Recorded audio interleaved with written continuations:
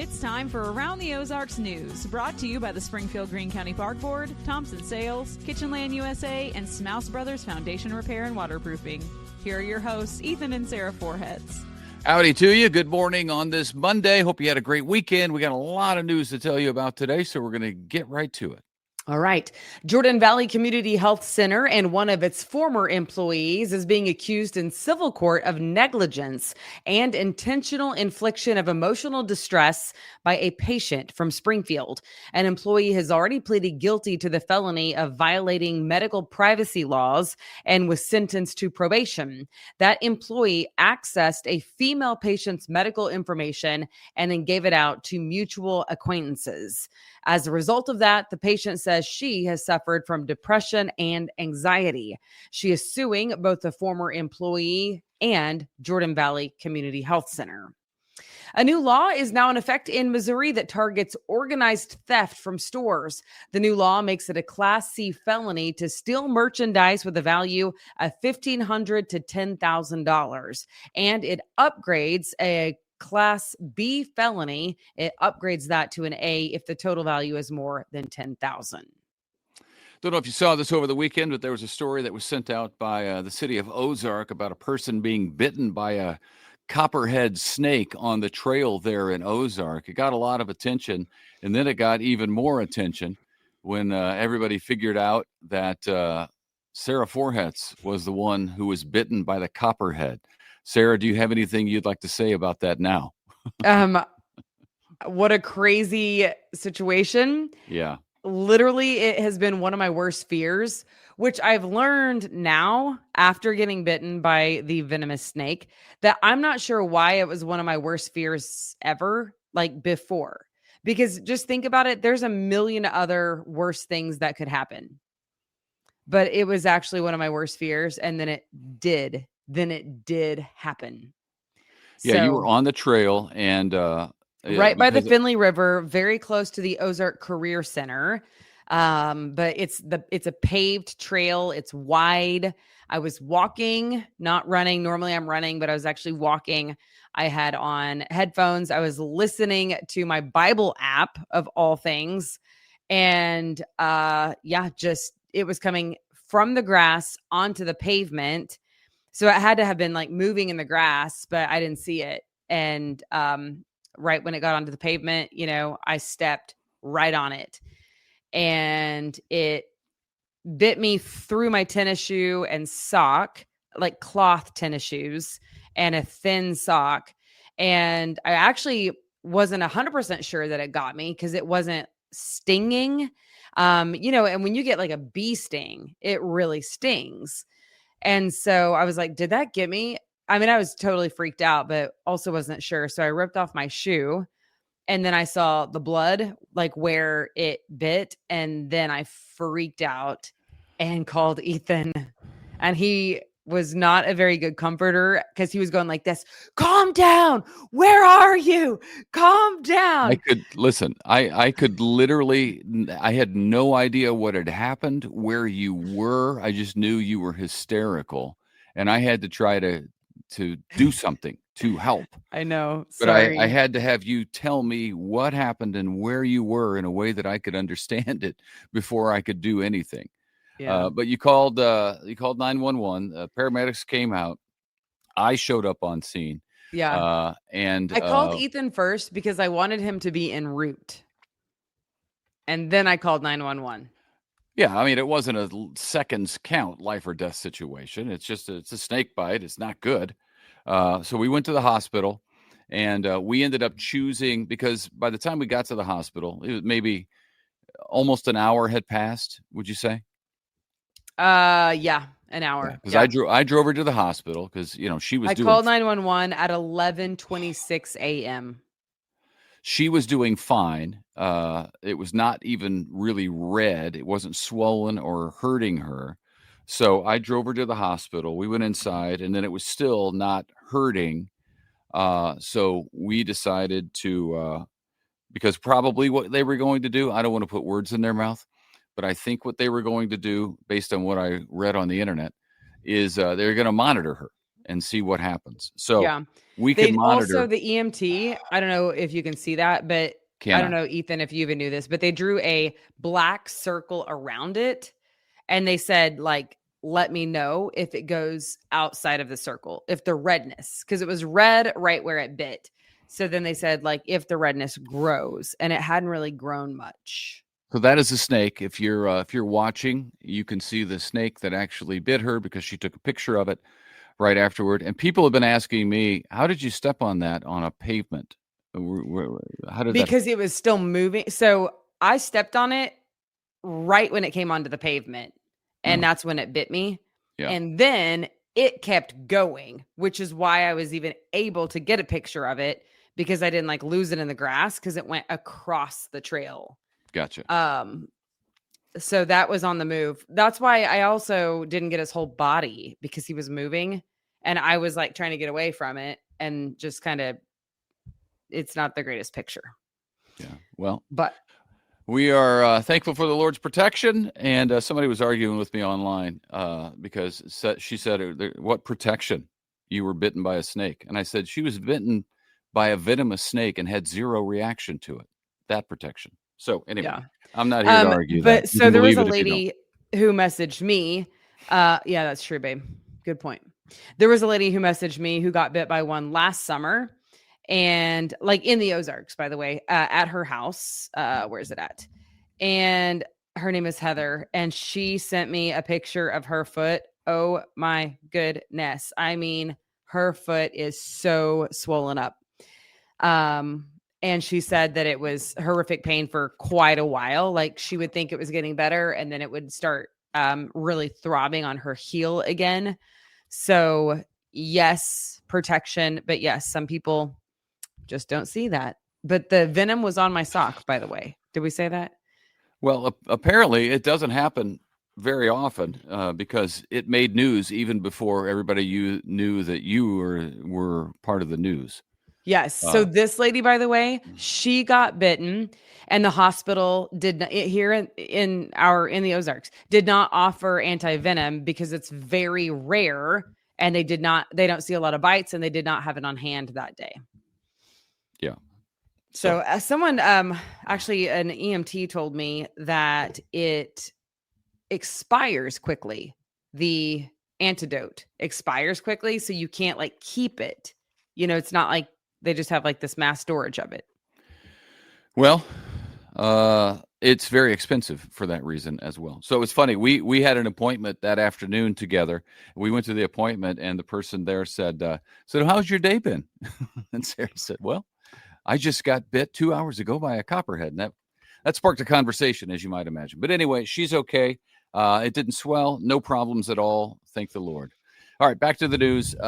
News that doesn't involve us.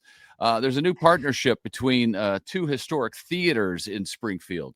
The Gilloys is now managing the Fox Theater at the History Museum on the square. And that agreement also means the Gilloys will schedule programs for the Fox Theater. The Fox Theater, as you know, used to be home to the Springfield Contemporary Theater, but it shut down indefinitely this summer. We covered that here on Around the Ozarks.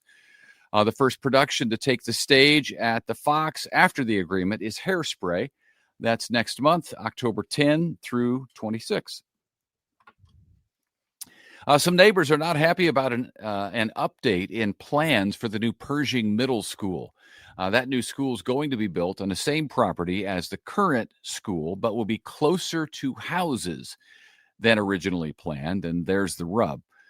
Some of the neighbors worry that they first of all, they weren't informed about the update, and they worry that the school's close proximity to their houses will drop property value and cause noise pollution, other things like that they are not happy about. Springfield Public Schools deputy superintendent, who was put on leave earlier this year, will be leaving the district next year. Travis Shaw is expected to retire in 2026. SPS never gave a reason for his administrative leave. It was a personnel matter, but we can tell you that after an independent investigation, he was able to return to work. And again, now he is leaving. The district says he is retiring. Progress is being made on a big road improvement in Springfield. Tomorrow, part of LeCompte Road will reopen from the south entrance of the Springfield Underground to Division Street. That was phase 1 of the project. After it reopens, phase 2 of the project starts, which means LeCompte will close from the same underground entrance north to Kearney. So that portion will be closed into December. The multi-million-dollar project is widening LeCompte to 3 lanes, repaving it, adding curbs and gutters, all to improve traffic flow. Okay. Strong storms, as you remember, took down a lot of trees back in April and May in Springfield. And now, here we are months later, close to 40,000 cubic yards of yard waste has been removed. That is a lot. The city's storm debris removal program continues. It's almost completed now.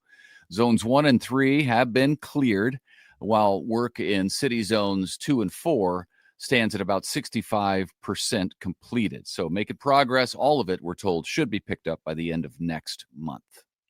Okay. Drury University renamed a building to recognize its partnership with Mercy Hospital. In a dedication ceremony, the Trustee Science Center was renamed the Mercy Science Center. That building originally opened in 2002 and houses Drury's medical and science programs. And Missouri State Bears football team got its first ever win as an FBS program. Good for them. Of course, it was a win against one of its old FCS foes, University of Tennessee Martin, but it was a win nevertheless. And it was a decisive win at that. The Bears beat the Skyhawks 41-10 at Plaster Stadium Saturday. The Bears are now 2-2 on the season. They take on Western Kentucky this Saturday at 6, also at Plaster Stadium. Meanwhile, another win for the Missouri Tigers, and they climbed up the AP Top 25 poll as well. The Tigers beat South Carolina from the SEC 29-20 in Columbia. They jumped up 3 positions on the poll to land at number 20 in the country. MU plays University of Massachusetts Saturday at 6:30, also at home. All right. And the Springfield Cardinals will have to come from behind to win the Texas League Championship this year. They dropped game 1 of the 3-game series to Midland. It's a must-win game 2 happening in Texas tomorrow night. If they win and force a deciding game 3, it will be played Wednesday night in Midland. So maybe tomorrow night and Wednesday night. We need them to win both of those. You can watch the games at a free viewing party at Hammons Field if you want, both nights starting at 6 p.m. All right. Clean Green Springfield. You are familiar. We've done several stories over the years over Clean Green Springfield. If you go there, you will get all the details you want. It's cleangreensgf.com on, get this, the first ever citywide garage sale in Springfield. This is really to help cut down on waste so that you can get a good deal and people don't throw stuff away because perhaps it's something you're looking for. So check it out on October 4th. They are also having a reuse rally. That is on October 4th. You can donate or recycle to give items a second life. But I love this because it's kind of like the one in Nixa that is so popular, where they list online all of the different houses that are taking part. This is going to be similar to that. Citywide in Springfield, coming up in October. Again, cleangreensgf.com. So you can look at the map and see where you want to go. See where you want to go, or perhaps see about getting your address added on there if you want to, take part. Correct. Man, if you have experienced Alzheimer's disease in any way, you know what a horrific disease it is. And sadly, it's growing like crazy. More and more families, more and more parents of my friends are being diagnosed with Alzheimer's disease. I lost my mom to Alzheimer's disease in 2010 after 20 years battling it. So it was a long stretch for her. Well, this coming Saturday, it's the Walk to End Alzheimer's. We do it with the Alzheimer's Association in town. It's a great event. I get to MC it. I've done that for several years. Last year I had to miss because there was a hurricane that was hitting at about the same time, and I was down in Florida for that. But I get to be back this Saturday for the Walk to End Alzheimer's, emceeing that. Registration starts at 8:30 a.m. on Saturday at Jordan Valley Park, the Promise Garden, and the ceremony begins at about 9:45 with the walk. So we hope that you can join us out there. You can register at alz.org. That stands for Alzheimer's disease. alz.org/SpringfieldMo. You can also check out the Springfield Walk to End Alzheimer's Facebook page. So I hope to see you out there Saturday morning. All right. And then finally we have been getting a lot of interest in our Kingdom Country contest. Such a cool, fun little prize for you. Just go to aroundtheozarks.com and you can enter to win tickets to go watch the Kansas City Chiefs play at Arrowhead. So this week we are giving away 2 tickets to Arrowhead Stadium for the Raiders game, the Chiefs versus the Raiders happening on October 19th. And all you have to do is submit a picture of yourself in your Chiefs gear around the Ozarks. Now, here's the deal. There's a lot of people who've been submitting pictures at Arrowhead, but you got to submit pictures of yourself around the Ozarks. That's the name of the show. It's Around the Ozarks. Because it's around the Ozarks. Yeah, it's the Ozarks Kingdom Country contest. Hammond's Tower, Hammond's Field, the zoo, lots of choices. Your Table yard. Rock Lake. How about your driveway? They're all around the Ozarks. Right. So anyway, we are super glad for the amount of people taking part in the competition, and we will draw names and we will inform the winner, and it will be great fun. So check it out right now at aroundtheozarks.com. We are going long today, so have a fantastic Monday. We're super glad you joined us. We hope you'll share with a friend, and see you tomorrow. Yep.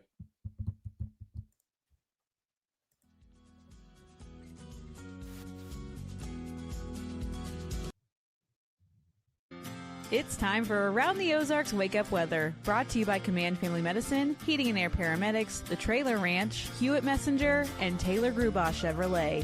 Here's your host, meteorologist Abby Dyer. Good morning, everybody. Welcome to your Monday. I hope y'all had a chance to enjoy the pattern shift that we had happening over the weekend. I know many things had some pop-up showers and thunderstorms kind of raining out during the day, especially down in the Branson area on Saturday evening. There was some heavy rain and thunderstorms active, some severe thunderstorm warnings issued over the weekend too, but this signals a change in our weather pattern from the very dry conditions that we've had around most of the month of August and September so far to now a more wet forecast with even the potential for flooding in the forecast in localized spots, not just over the weekend, but also today, tomorrow, and into Wednesday. Looks like this rainy pattern is going to continue, and that's how we're kicking things off for the new work week forecast. So a lot to talk about on Monday morning. We've got more additional chances for rain in the forecast today. Some rain dotting the radar this morning, so keep that in mind for the morning drive time. I think the lowest chances for precip today are actually during the daylight hours. So about 9 a.m. to 4 p.m., let's say, you probably have a pretty good chance of being dry across the Ozarks. I'm not saying we won't get a stray shower or thunderstorm, but for the most part today, I'm expecting some morning activity on the radar. And then again, we'll see that radar picture blossom this evening and overnight tonight as the more widespread rain and thunderstorms look likely. This rainfall is much needed now that the drought conditions have been out in the Ozarks. We have now severe drought showing up in a good portion of the Ozarks. So the rain is welcome, but it just seems like we can only turn the faucet on or off completely. It's all coming at once or not enough in some instances. And today, I think we have additional chances for some of the heavy downpours to take over in the Ozarks. It's very unsettled across much of the plains and the Midwest today. Heavy rain, that looks possible for portions of Nebraska and Iowa, also down into Kansas and Oklahoma. There's going to be this area of particularly heavy downpours. We have additional chances for rain and isolated storms in the forecast. That's what's possible later this week, too. Both Tuesday and Wednesday have opportunities for heavy rain. And much like today, I think the best chance for rain, both Tuesday and Wednesday, come in the evening and overnight hours. And that's where we're going to see the best potential for flooding, particularly in some of our southwestern counties where the moisture is very rich, and we will be able to tap into some of that with the Gulf moisture that's available. We continue to see highs this week, generally in the 70s. So this morning, we're starting off in the mid 60s. It's comfortable. And because of some cloud cover and some scattered chances for rain, I think a lot of us stay in the upper 70s for highs today. I can't rule out the low 80s if you do get some peaks of sunshine, but for the most part, we're talking cooler weather overall. Rain expected today in the forecast. This is when you add it all up, and there will be places that end up with more than an inch of rain through today. As we head into the forecast on Tuesday and Wednesday, I'm expecting even more. And I think that access for heavy rain is going to be our southwestern counties as we head into Tuesday and Wednesday. So by the time we're done with this week, we may be able to spread it around in the Ozarks so much that we do see some significant improvement in the drought monitor. We'll definitely look forward to that being issued on Wednesday and see if we have much change in the forecast. The things making national news headlines this morning in the weather department include tropical moisture bringing a slight risk of excessive rainfall to the southwest. We saw that late last week, and this is a big pattern change for portions of Southern California. Not used to getting all of this moisture, but remnants of Mario, bringing in some heavy rainfall to the southwest. They are catching up on rainfall, much like many of us. We have strong to locally severe storms in the forecast for the Plains states. I mentioned those with the potential for heavy rain, as well as some severe risks like hail and high wind. And there's also going to be just kind of this average temperature forecast for much of the central U.S. with above normal temperatures for the East Coast, while the West Coast is getting kind of a rare cool pattern. But this is all signaling that we're starting to see this change into fall, and these cooler temperatures are going to start taking over for everyone. All right, it's time for the Around the Ozarks Wake Up Weather Brain Twister trivia question. Which of these is true about rainbows? Can you ever stand inside one that you can see? Do you think A, yes, if you're directly in the center? B, yes, at night? C, no, that's impossible. Or D, only during a storm? Do you think you can see a rainbow that you are standing inside? No, you cannot. If C, no, it's impossible was your answer, you would be correct. And it all has to do with that rainbow geometry. You cannot see a rainbow while you are in its path. A rainbow is an optical illusion created by light that refracts and reflects off of water droplets that are in front of you with the sunlight behind you. So you can only see a rainbow from a specific viewing angle between the sun and the water droplets. So if you were, quote, inside the rainbow, the light would no longer be visible for you. So if that sounded like it was not possible, you are on the right path. It is impossible. So congrats if C was your guess. Here's the next chance to win. When rainwater soaks into the ground, it's often stored in what natural underground container? What do you think this is? Do you think it's A, aquifer, B, caldera, C, geyser, or D, fault?